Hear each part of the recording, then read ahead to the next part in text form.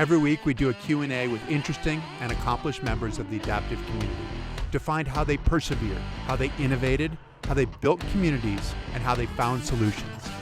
Welcome to the Nametags Chat Podcast.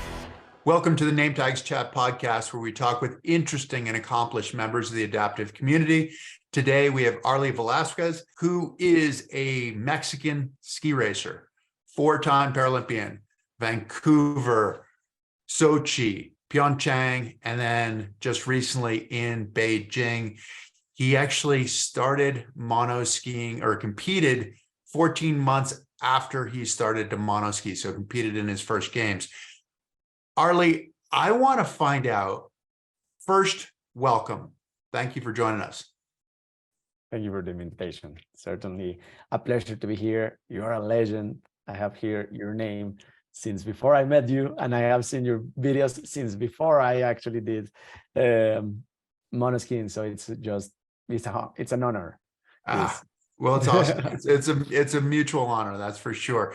And how did you get into skiing? How did you make the decision?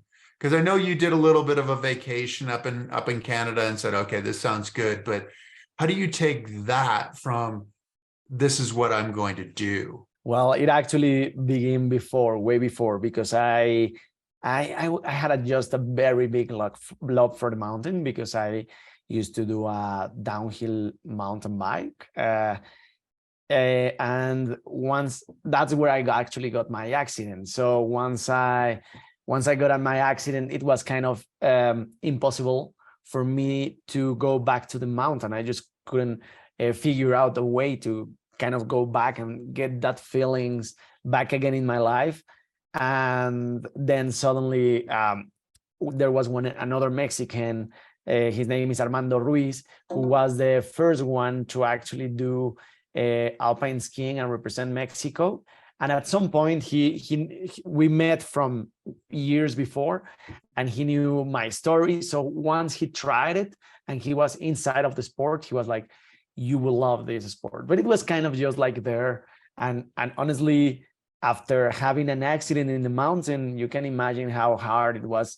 It kind of became a big taboo in my family, like nothing to do with mountains. We don't even talk about that. But I got the chance to be in a holiday for the first time in the snow in Calgary, and suddenly it kind of went by the time. I was pretty much enjoying my time there, and at some point I was like, hold on, I'm in the snow. So this sport that I heard about it, it's actually practicing the snow. Is there a chance that maybe some resort around and I can try it before I go back to Mexico? And I was in the last 3 days that I was going to be there. So right away, I took the phone, I started calling the resorts around, and I'm pretty sure you know Sunshine Village. They said like, okay, well, we actually have a full book, but we have one cancellation, but there's a climate alert. I'm not sure how to say it, because they were going to be minus 45 Celsius. And I was like, way below, which is below zero too in Fahrenheit as well. So yeah, I'm not even sure. Really cold. Yeah, I'm not even sure how cold it is in Fahrenheit, but certainly below zero, because I know that zero is minus 17. So it has to be at least, I don't know, maybe minus 30 or something like that. And so I tried it for the first time. I just knew that there was so much potential in that sport, even though that the first time, and I'm pretty sure it was the same for you, the very first day, you pretty much do nothing. You just kind of go, and they tether you, and they hold all your speed, and then turn for you because of tethering one side or the other. Well, you started on a bi-ski, right? I started on a bike, yeah, but that was just one day. Right. And then right away in the second day, I was like, okay, but this one is the competition one? No, a monoski. So I was like, can I come tomorrow? Yes, to try the monoski, because that, and they were like, okay. And I remember that I asked that day as well, how, like, what's the biggest competition on this sport? And they said like, oh, Winter Paralympics. And I was like, okay. So I saw the whole potential. It just kind of blew my mind that day when I was coming down the gondola to the parking. I was crying because I just felt that I found my place again in the world. Well, you also, and you skipped over some of this on the biking side. So as a 12-year-old, you were a national champion, right? A national mountain bike champion, but up an age group, right? Racing like 19 and under as a 12. So you were a prodigy, right? Well, I have to say that I have always been very agile on sports, but the bicycle was my tool since I was like 2.5 years old. I was already biking without the wheels, the safe wheels on the Training sides. wheels. Yep. Yeah, the training wheels. And I mean, for me, the bicycle represents so much because it was kind of a tool that allowed me, since I was very little, to explore the world. So for me, it was like, I don't know, I just had like a very good connection, and it was very evident. Like even using a very simple bicycle in the street, that in Mexico we do go out and play on the streets and that. Well, it used to be like that. I'm not sure about these generations anymore, but I remember I was wheeling, but like a couple blocks, like a big wheelie, a long wheelie. So a wheelie. So you're doing like a wheelie, just like riding on the back wheel. Okay. Exactly, that's it. And I mean, so that was one of the tricks that I knew like rapidly. I was already like putting one foot in the seat and another one in the steer wheel, and I was kind of like like flying on top of the bicycle. So there was a big connection with it. And once I came to mountain bike downhill, it was just such a fast develop. Because I was very, very well connected to my instrument, which have always been the bicycle. And then I got so like right away, the people kind of look a little bit of skill, and they were like, okay, well, let's help. And there was one guy who said like, I want to train you. So you have to do BMX during the week. And that was kind of like my main reason that I was very fast with the homeworks, because my mother was like, okay, you want to go train BMX, you have to finish your homework. So I was right away finishing my homework and going to train to BMX during the week. And then on the weekends, I was going to the mountains and practice downhill mountain bike. And yeah, the kind of the develop was super fast. But it really came down to the moment where I switched the bicycle. I went from a very basic one to a one that it was very good quality. And right away, first race, and I got, as you mentioned, I was national champion. And if I would have been in the elite, which is like the everybody, like the open category, right? The open category, exactly. Right. I would have ended up in the rank 5 by the age of 12. So yeah, like after that, there was a company from the US that it was a Mexican family that they built the bicycles in the US, and they came to Mexico to kind of, because it was very interesting and it was very sound. Like this guy of 12 years old that it's already running like the older guys, like the open. So they were like, okay, we need to see who this is. And it was, and actually it was training for that national race that one weekend before the race, I overjump the jump that it was a ramp of 2.5 meters, would be something like 15 feet kind of thing, something like I don't know, that. like 8 feet. Yeah, like 8 feet.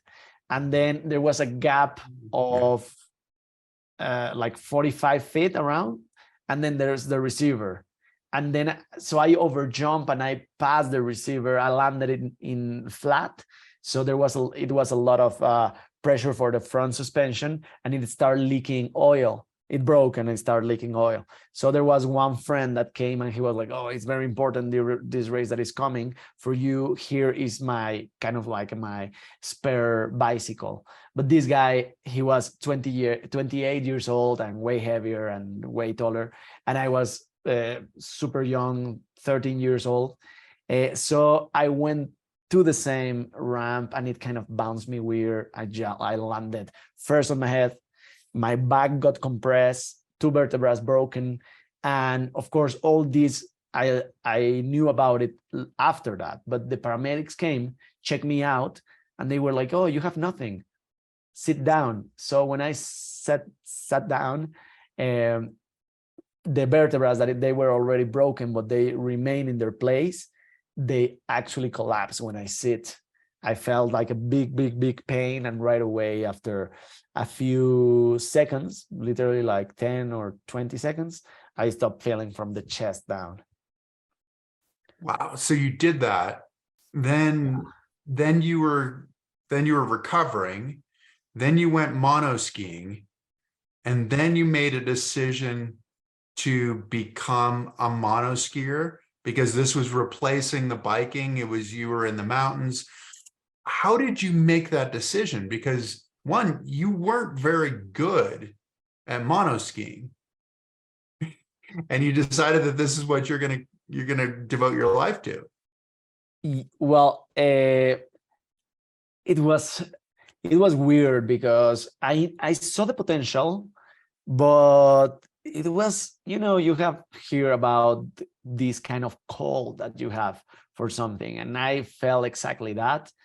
After that holiday in Canada, in Banff, I went back to Mexico. I talked with my mother, and she was like, no, Arly, there's no way. Like, if you want to do it, you can do it, but for holidays or whatever, like you're not going to do it like high performance. And it was the time, I was 20 at the time. It was in 2009. And I felt that was the moment that I stopped being a kid and I became an adult, because I took my first big decision for myself. And since I was, before that, I used to do music events. I had my own savings, right? So I was like, okay, well, then this time I'm not gonna go with my mom's blessing, to say it in a way, but I'm gonna do it anyway. So I sold my car. I flew to the border, and there I have a friend that he lives there. He helped me to get. So where on the border? Where did you fly to? Mexicali. It's close to San Diego. Okay. It's actually the place that he lives is called Algodones, which is very close to Yuma, Arizona, like 20 minutes or something like that.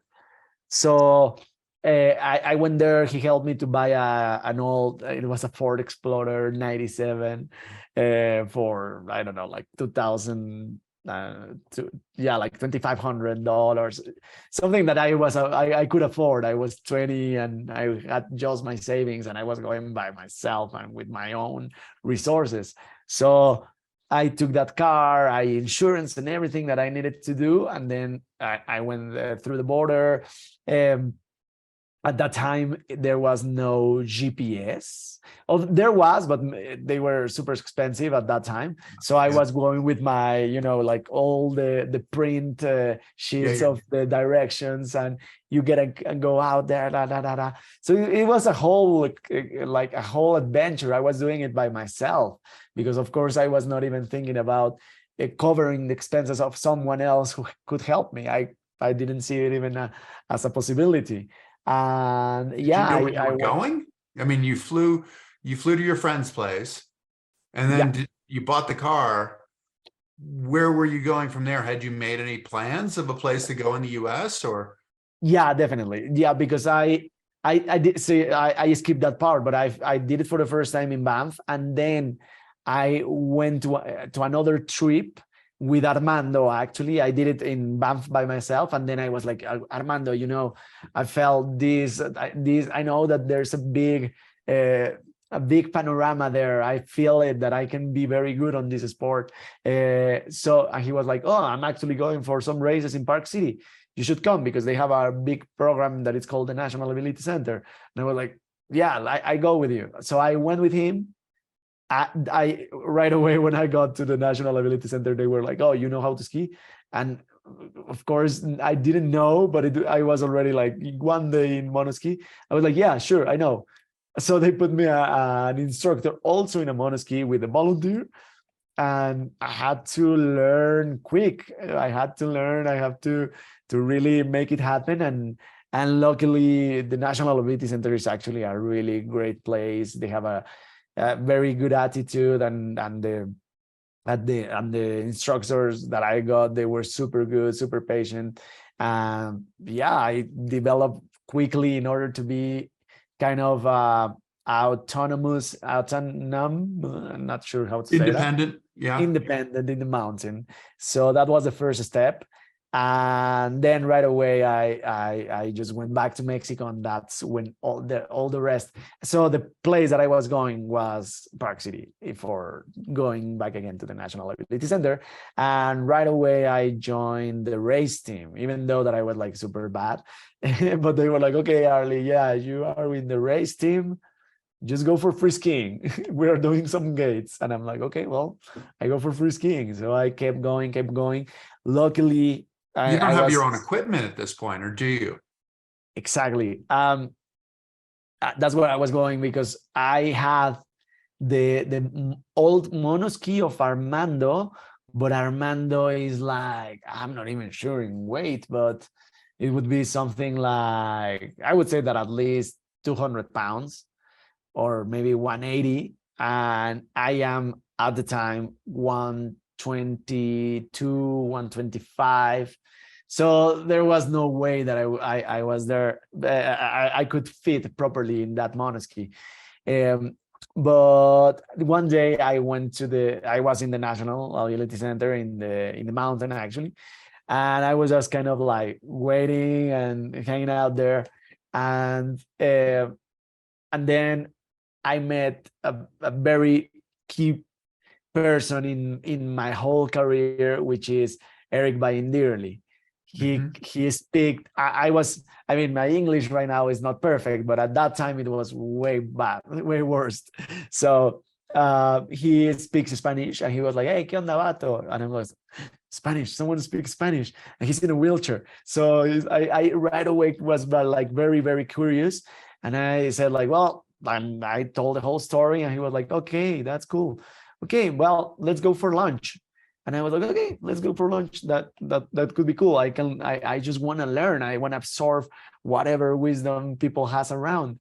And so he saw something on me, and I think that I was like, I have always had like this high energy, but at that time I was even more excited about this whole journey.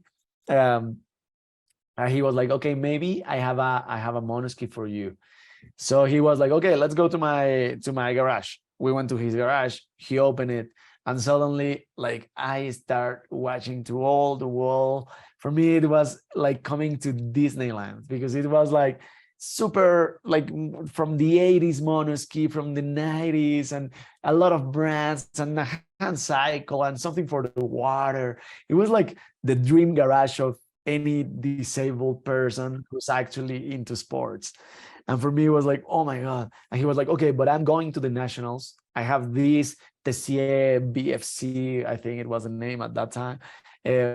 But you have to figure out how to put this boot in order to make it work. And, you know, like going back to my family. The boot meaning the seat, right?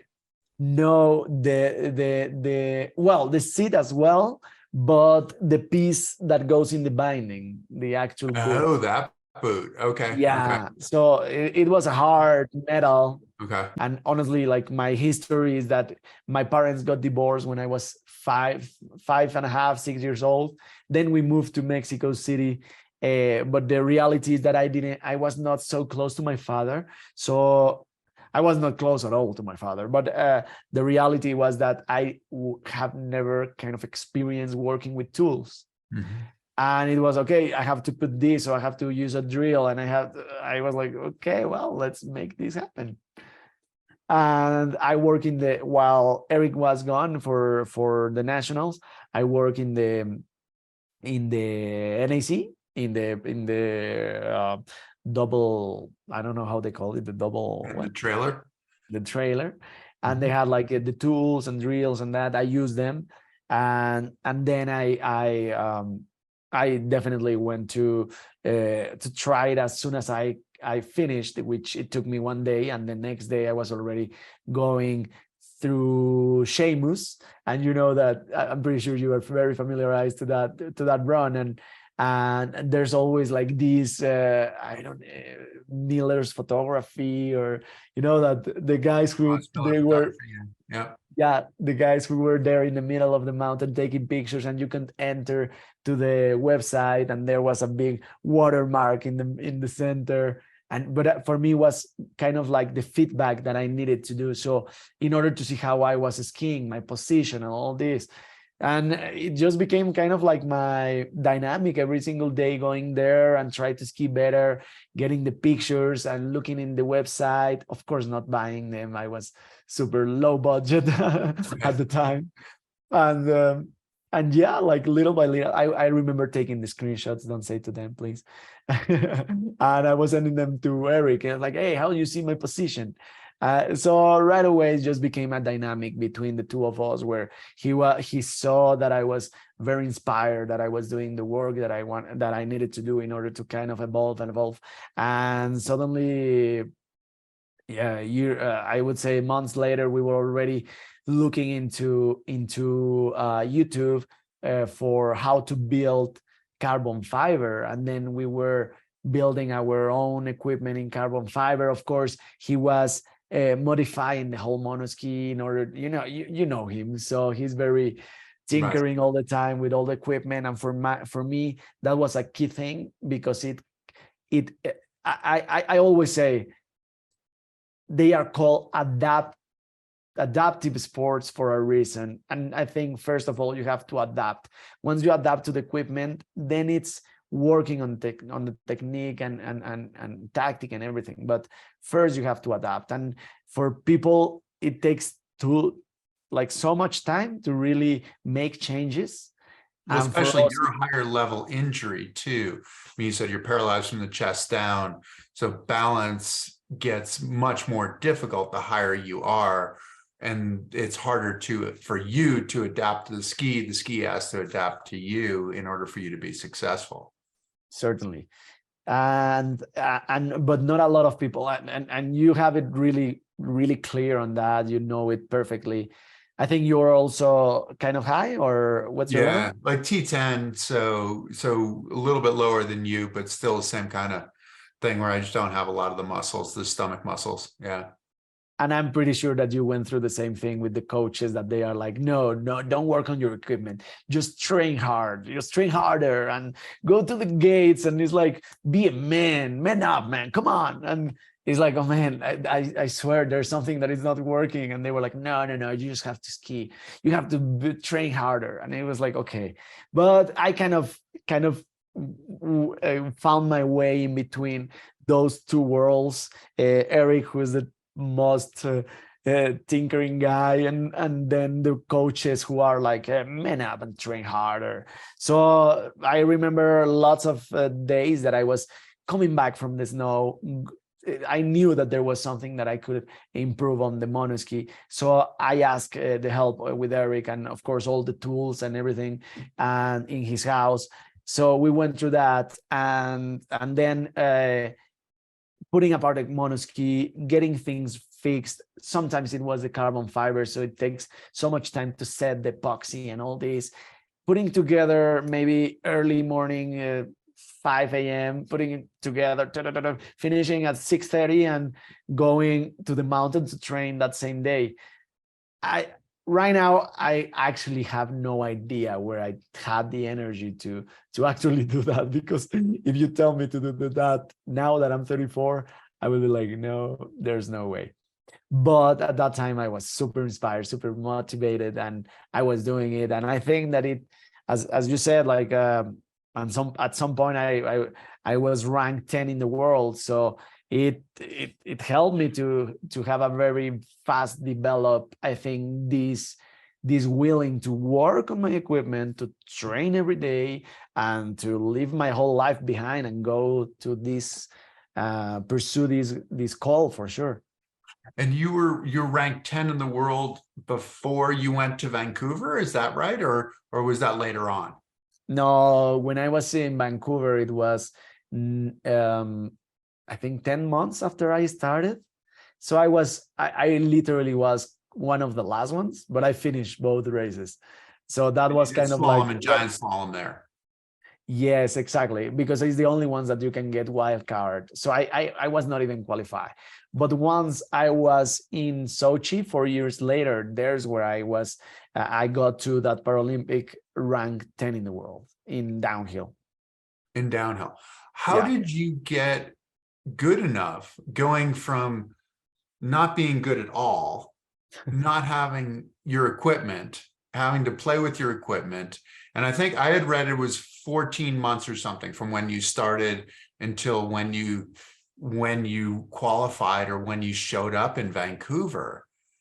How did you compress that? How did you get good enough that you said you were on a bit of a discretionary choice? I mean, developing country kind of situation, right? Because there aren't a lot of Mexican skiers, so they're looking to diversify the field a little bit. So there was an advantage there, but still, like, that's hard to do, to be ready for the games. Honestly, like, I went all in, and that represents that I was in Park City from February 2009 all the way until April when the season was over. Once it was over, I went to Mount Hood. Once it was over, and then I went to Mount Hood with the Winter Park team, the NSCD, and they were there. I think it was a couple or 3 weeks, and then I kind of talked with the people in the place that we were staying, since I already got the season pass. Then when they left, I stayed there, and it was, I mean, the whole story. And I don't think not a lot of people know it, but the reality was that there was this guy who rented the place to the national, to the NSCD. And once they left, I was like, hey, what, can I rent a place? And he was like, yeah, but it's kind of like very expensive. And I was like, okay, but how expensive it is? And he kind of saw something in me again. It's all these people, I think that they are angels that come to my mind, to my life. And suddenly he was like, okay, I can do something for you. I will put you in the apartments that they are kind of recently, that the people who rented recently left it. Mm-hmm. And I was there for maybe like 3 days. And then I was switching to another one in between. I was pretty much switching from apartment to apartment in between reservations. And he allowed me to be there for free, you know? So it was, I mean, but like this story, I have so many. And I was skiing the whole time, every single day, because you know that once you go to Mount Hood, you can ski from 7 till 9, and then it's a slash. Right. So I remember that I called my sister, and I was like, okay, well, I'm already here. Come, and I need help in order to record a video, because I need to go back to Mexico and find sponsors, and I need to show something. And also, I think it was a big advantage that I studied film direction right before going to the mountain. It kind of helped me to know what I wanted to communicate on the videos. And she came, I taught her first how to ski. Then she was in the mountains helping me recording things. I remember that I put a Tool song on it, and I was and then I got a nice video that I came back to Mexico once I finished Mount Hood, and I started talking with lots of people. And I was lucky enough that there was some people, some angels, some coincidence that they believed in my capabilities, in my talent. and they kind of they were like, okay, well, we bet on your project. Here it is. And then because of that, I was able to go in the same summer to New Zealand for another, I think something like 25 days. And there was my first races. I don't remember how long it was exactly, but there was a camp first and then some races, and that was my first races. I remember that I was training Super G for the first time there. I had a big crash. I ended up in the hospital in New Zealand. But then I came back to Mexico. I kept looking, like finding the way. And so for these last two camps, I was with the NSCD. So that season that came out right after that, I was in the winter park for the whole season, and I was training hard. And then I ended up going to Vancouver. But honestly, my level there was barely good to finish, barely good. It was not competitive at all, which it was kind of the, in that short time, I became the best Mexican out of the two. But honestly, like Armando had not like he was also capable to go down the mountain, but not really racing, Mm-hmm. And but I knew, and I had it really clear. This is just the first step. I have to go. I'm going for Sochi. That's where I wanted to really really make it. And during those years prior to Sochi, they became very important because I was growing so fast. Suddenly I was in Winter Park in some races, and I ended up in second place, right? In third place with I forgot his name, from Australia, and Hit Calhoun. I was sharing the podium with the two of them. Oh my God, he's gonna be super mad. I love him. But anyway, then after that, I remember that I went to Kimberly. It was a long road trip to get there. I was with Chelsea as my coach, and Ben Huling was also in the team. I'm pretty sure you know him. Yeah. And it was such a beautiful, because I had already been there before the year before, and they happened to take pictures randomly of people, and I got to the place, and I was in the main page of not how to, the face of the news page, The front of the page. news, Yep. the front page. That's it. Yep. The front page of the magazine. So I don't know, it kind of like all the signs that they were like shining there, that it was a really good moment. And yes, I felt it back again. It was very funny because I even said in my conferences that I felt for the first time in the monoski what I felt when I got my first victory in the downhill, which is that tunnel vision and pretty much being in the zone. So I felt it again. I did the race, and before even looking at the results, I knew that race couldn't be better.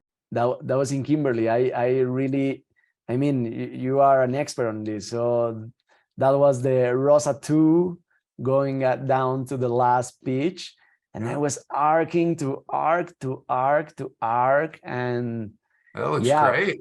Yeah. When I crossed the line, I mean, it was amazing. I was super proud of myself. That was Greg Peck, and from Canada, the other side. I also forgot his name. But yeah, it was the time that I realized that it was, and I had the level. I was already I think I was 3 seconds ahead of the closest one, or 5. I don't even remember. It was a really good run. So yeah, you progressed a lot. So you were ready. So this is right prior to going to Vancouver. So you go to Vancouver, but you're not running downhill in Vancouver.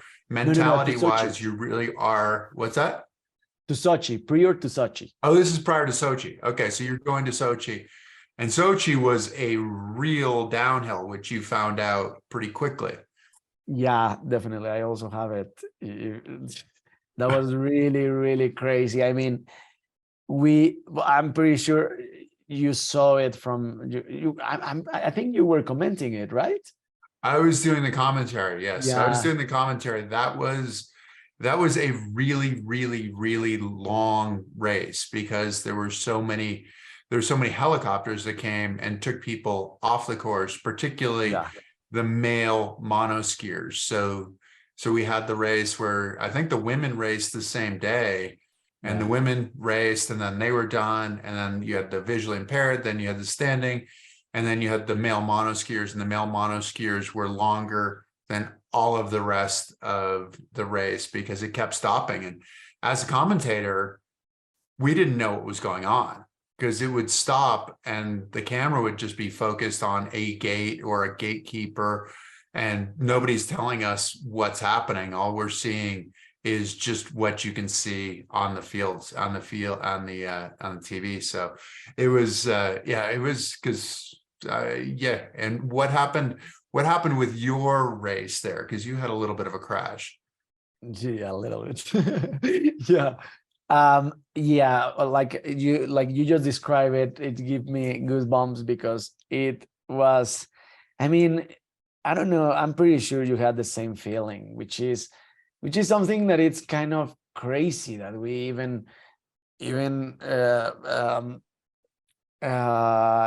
sign for that. But when, at least for me, when I was going down a downhill, I knew that was the event that it really anything can happen. And I mean, like you know that you can even die in a downhill. So that sensation is crazy. That's why I don't know why we even signed for that. But then and Tyler Walker in that race, I mean, I left that day and I thought he might have died. Yeah. Because we didn't get the feedback from there. We didn't have anybody there that was telling us, no, he's okay.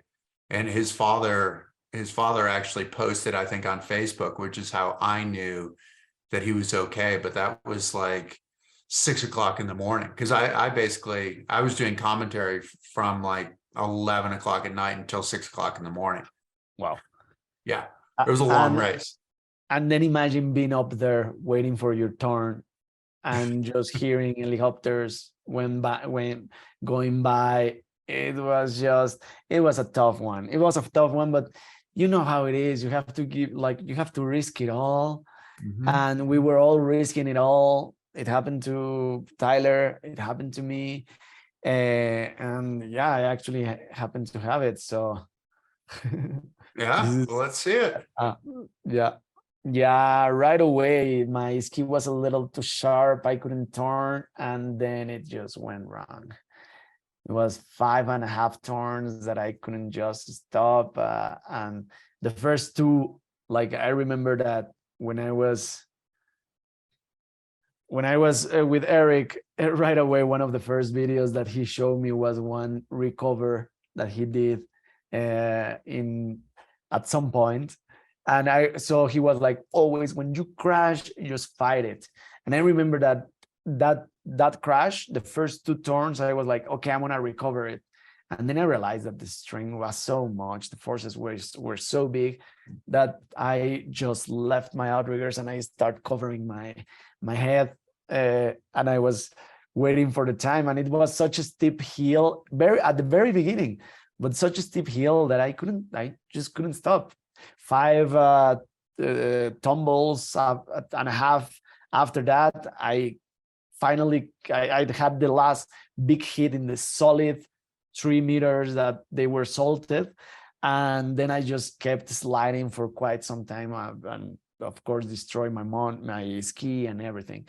Yeah, your so ski splintered, which makes it that much harder too, because you can't use your ski to get back up. If you're on your mono ski, you just turn into a snowball, and you're just rolling down the hill, which is essentially what happened. Did you break your back again there? I didn't thought that I actually brought it, but at that time it was my strongest moment. I have a picture as well.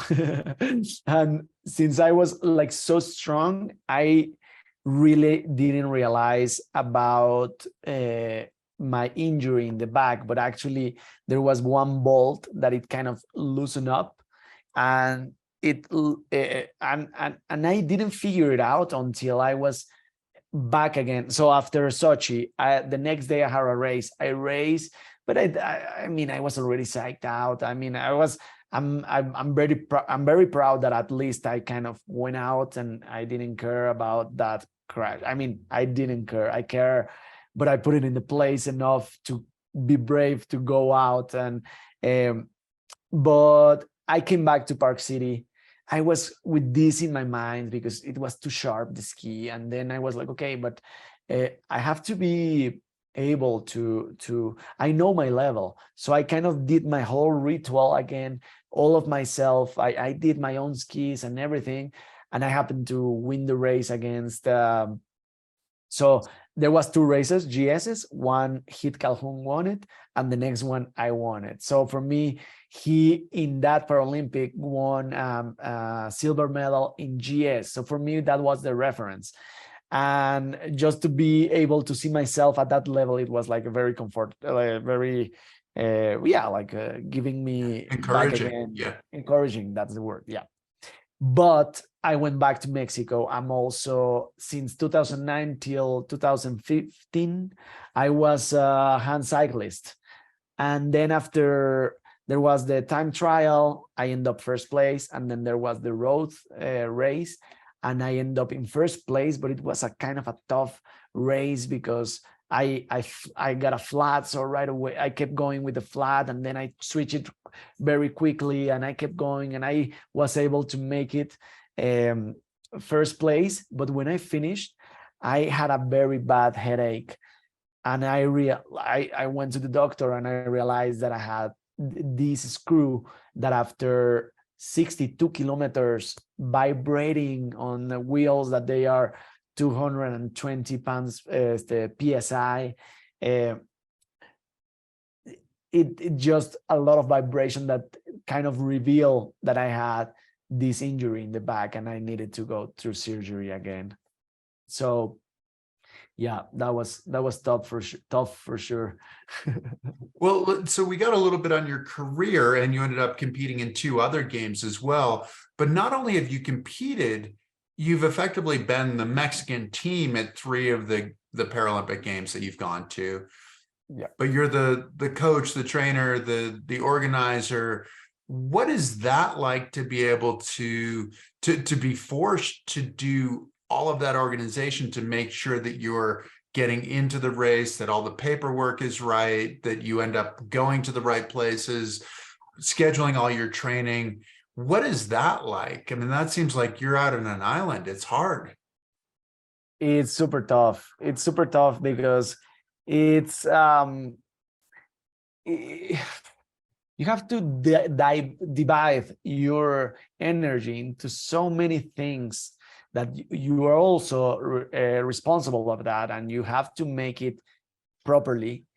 That I could never be just an athlete. I had to be so many things a part of being an athlete.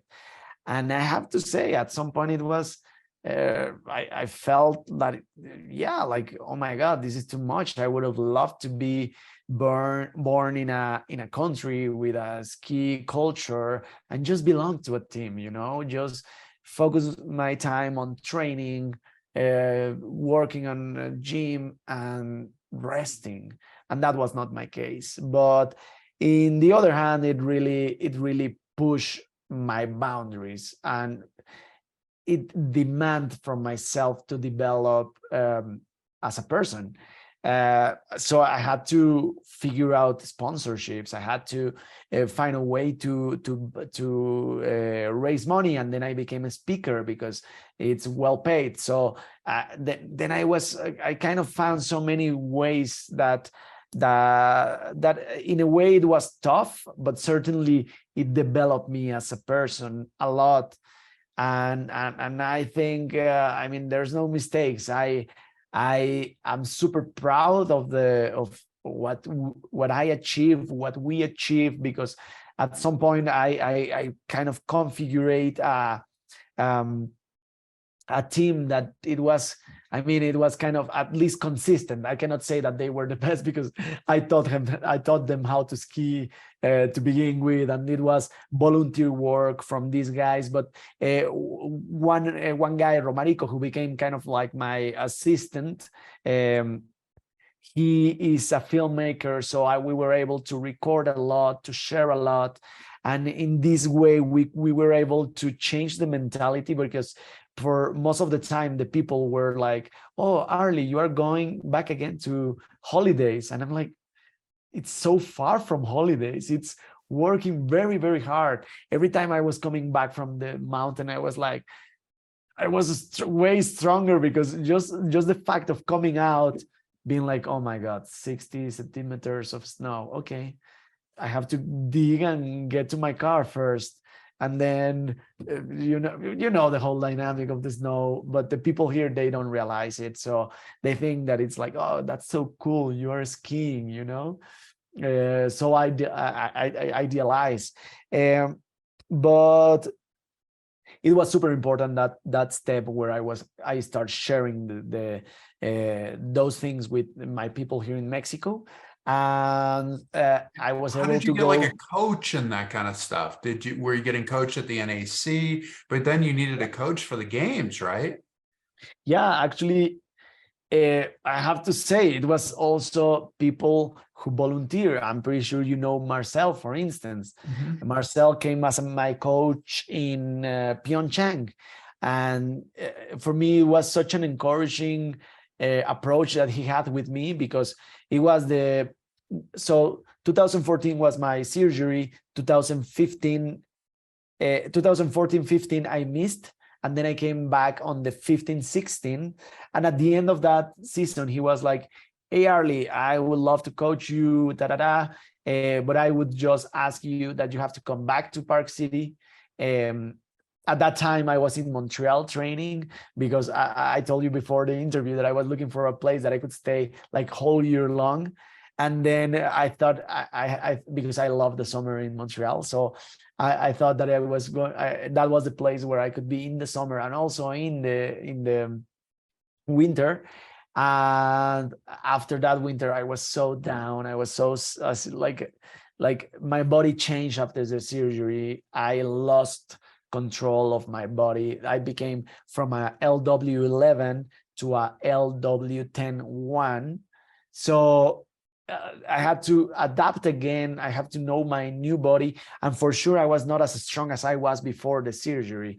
So it was just so hard to move around with in the snow, but also putting, you know, the monoski in the shoulder and the skis in between the legs and going in a wheelie in the snow. It just became so hard, and I was so disencouraged. And then I received the call from Marcel, and he was like, hey, I want to coach you, but you have to come back to Park City. And of course, it was a win-win, you know, like it was every time it has become harder and harder for him to kind of be in the US team. But he was also on the side, always helping and assisting and coaching and everything, Stephanie. So it was a win-win that we kind of figured out in order to help each other. And I felt so much support from him. Another, like I would say it again, that maybe it was kind of another angel that appeared in my life. And yeah, like so I came back to Park City, and it felt so good to belong. Even it was a tiny team, but it felt so good to have support, you know. And then I realized after that I needed to kind of switch that dynamic, that every time that I came here, I needed to have some help. And that's what that's kind of like, that was the beginning of that. And then I switched rig as well. I went to the Hydra, So with Dynaccess, yeah. Dynaccess. I had also the support from I already had a Dynaccess, but it was a Torque 2. So I was already with very close conversations with Joachim and Shani. So I start feeling little by little the support that I had just for so many years, but coming from Eric, you know. So it was a good times. And for me, the main thing was that I went through a very tough surgery, but I want to recover enough to go to another Paralympics, to my third Paralympics in Pyeongchang. And then I achieved that. I was able to do it. My time, I finished the Super G, and my time compared to the first place, in compare to Sochi, it was even closer. But you know how it is, the sport has been evolving so much, and so many good guys have come in between. So instead of ending up in the 11th place like that was in Sochi, I end up in the 17th place. But for me, it was such a good thing that I was able to come to reconstruct, to build back again myself, and to be back again in the Paralympics and representing my country. And I was supposed to retire then, but I was like, oh my God, you know, I wanted to have a chance to really have a Paralympic cycle, because in this time it was really 2 years that I worked for the Paralympics. So I said like, okay, let's go for Beijing. And then pandemia came. I couldn't really have it completely. So after Beijing, I was like, okay, one more. So you're in for Cortina then. That's it. Mono Yeah, Cortina. I'm definitely signed for Cortina. That's why I just came back from the snow. I was there in Park City. It was a tough one because I got sick for the first time in 14 years. I couldn't race because of illness, you know. Yeah. It was such a tough thing because and I'm pretty sure you will get me on this one, but psychologically there's a point where you kind of start walking your way out, you know, like it's like you are not willing to spend the whole resources, the whole time, put all your vital energy into that. It's like, okay, I reserve you a very important amount of energy, but no more than that. And I think I'm on that moment, but that's kind of like logically, rationally, what I supposed to do, because for me, coming from that string of thought, then when you come to a race, you should be able to be like, okay, I'm gonna take it easy. And that haven't happened to me yet. I'm still getting into the gate, and it's like, you know, I'm going for all. And it was very tough for me to be like, okay, I'm in the I think it was over 100 in Fahrenheit when in my temperature the night before. I wake up in the morning, and I was like, okay, let's go for the first race. And I was coming with a friend, and he was like, he grabbed my shoulder, and he was like, Arly, I don't think so, man. And he's like, but man, I have never missed a race because of illness. And he was like, man, there's always a first time, and it's okay. And I swear that was it was so tough for me. Like, come on, I remember that I dropped a few tears, and I was like, oh my God, it's so hard. Even though that I'm in this stage of my career, it's so hard. And then I just went back to bed. I rest for a whole day, for a whole night. I had fever still in the night, but I wake up in the morning feeling way better, and I went to the races and I won the race. I mean, there was good guys, maybe not the best ones, but it was for me it was such a redemption, I think is a word. Yeah, To come back. What's talking about redemption in some ways? What do you have on your suit, on your downhill suit, and what is the significance of that? Well, in this one, in the last one, it's skulls, and I think I mean it's a thing, a very Mexican thing. it comes from the Dia de Muertos, which is a big celebration here in Mexico. And it really, I mean, we are, as our culture, it's very, very connected to death, you know, like even in that celebration, we like to honor a lot life, but also the people who already passed. Every single year we remember them, and we give them the, you know, like their favorite food, their favorite drink, and we kind of bring their memory every single year at that day. And so this guy Hubertus von Hohenlohen, he's an Austrian, but he was actually born in Mexico, and but his parents are from Austria. He's a skier, and he happened to represent Mexico, I think, in 5 or 6 Paralympics. And so he's quite a figure in the Olympic side, and he's the one who have been designing on all these suits, and I really like them. And at the beginning, like the first one that I wear was the mariachi in Sochi in 2014. And for me, I saw it and I thought, I don't know if it was kind of a joke, you know, like I was like, I don't know how to take it. But then I realized that it was like, no, it's such a big opportunity to bring your culture to the eyes of the world. And then it just changed the whole significant, the whole meaning for me.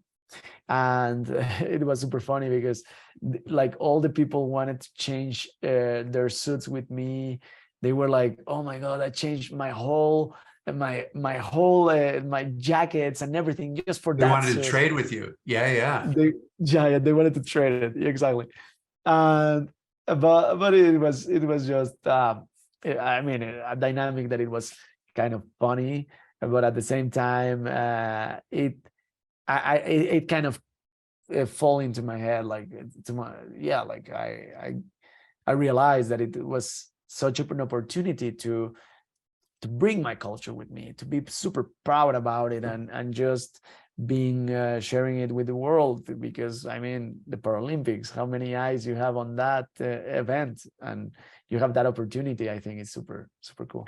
And in some ways, it's almost kind of like, you know, with your accident when you were a young kid, where you sort of, in some ways, it's almost like you kind of died there and then you came back. And then with your accident in Sochi, similar kind of thing, you know. So in some ways, my interpretation looking at it was like, oh, so this is kind of, it's representing Arly's journey as well, and the strength, and just how much people respect the people who have died, you know, and that they're the ones who kind of know, versus the people who are because what is it with the skulls? The skulls are actually like also the calavera, right? Are are like the poems, right? That they're making biting poems about the living people. Like the living people are kind of the weak ones, whereas the people who've died are the. So I was just looking at that, just wondering if that is part of who you are moving toward Cortina in 2026. So you actually make a really good point, because for instance, I have felt 3 big times where I have died and I have come back, and not just one. It was kind of like very real. In the last surgery, I entered in a shock and all my organs stopped working for a little bit. I was in an induced coma for 3 days, and then when I came back, it was kind of like rebirth, you know. But also for me, it's like my normal birth, in like my regular or natural birth in 1988, and then in 2001, 13 years later, I rebirth as now acquiring this injury, and now living life in this other side of the coin. And then And then 13 years later, casually, it was my accident in Sochi, and there was like this surgery when it went like super tough. And yeah, so for me, in those big moments is where I realized that I have died. Something about me has died, and I have reborn. And actually, now I realize, and I know that it happens the whole time. You know, every single time that you like. For me, I like to say that when you do an expedition, when you do a trip, when you read a book, when you when you have like like some kind of experience, you ascend, like when you did the Kilimanjaro ascent, something about you really dies. You have a new perspective, and a new you is born. So for me, I have experienced that, like, I mean, mainly in those moments, but I had to say bye to identities that I was kind of married to, and then welcome to new things that now they represent me more. And that was the case for sure when I broke my back in mountain bike downhill, and then I have to give a new meaning to my life, and I kind of found this new meaning in monoski. But it was also the case now that I know that I'm ready for new things, and I'm pretty sure, and I'm sure you can speak about this way better than me because you went through this whole process. But yeah, like I have worked so hard to get to the point that I am right now. But it's just funny because the dream that I had 13 years ago, 14 years ago, is not anymore my dream, and it doesn't represent. And it's super hard to kind of face that, you know, be brave to be like, okay, now I have to find new meanings for me, for my life. It's such a process, and it's very, very tough, but that's where I am right now. Well, you've done an amazing job thus far, and I'm sure you'll figure it out. But I know that that can be the biggest challenge when you have that single goal and you're following that goal, and you know, for whatever reason, it doesn't mean as much anymore, or you fail to reach it, or whatever it is. It's time to change. But that is the beauty of life in a lot of ways too, is that you realize that you have to keep reinventing yourself, and it continues. So I look forward to seeing what you're going to do as you approach Cortina in 2026, and what that means, and what your goal is, and also what you're going to have on your downhill suit. So Arly, thank you so much for joining us. Thank you, Chris. Thank you very, very much for this talk. I think it was super cathartic.